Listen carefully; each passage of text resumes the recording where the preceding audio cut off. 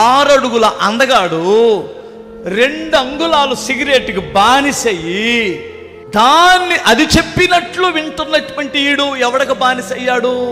పొగాకు ఒక్కొక్కడికి ఇక్కడ పెట్టి పెట్టి పెట్టి పుండుబడి క్యాన్సర్ వ్యాధిగా మారిపోయింది.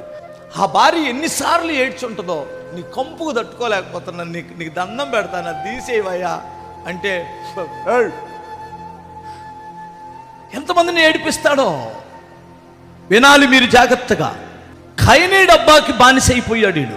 ఇప్పుడు అది కూడా మత్తు సరిపోవటం లేదని ఇంత గంజాయికి మత్తుకు బానిసైపోయి అమ్మేడుస్తున్నా, భార్య ఏడుస్తున్నా, తోబుట్టిన వారు ఏడుస్తున్నా, సమాజంలో సిగ్గుపోతున్నా, అది నేరమైనా అర్థమవుతుందా? ఆడు గంజాయి తాగిన దగ్గర నుంచి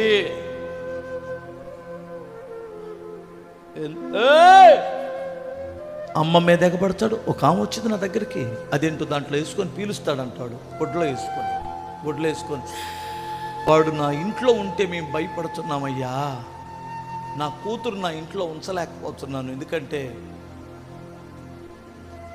ఎలా చూస్తాడు, ఆమె వైపు చూస్తున్న సూపులకి ఆ తల్లి భయపడిపోతుంది. ఏమో వాడు ఎప్పుడు నన్ను ఏం చేస్తాడన్నది.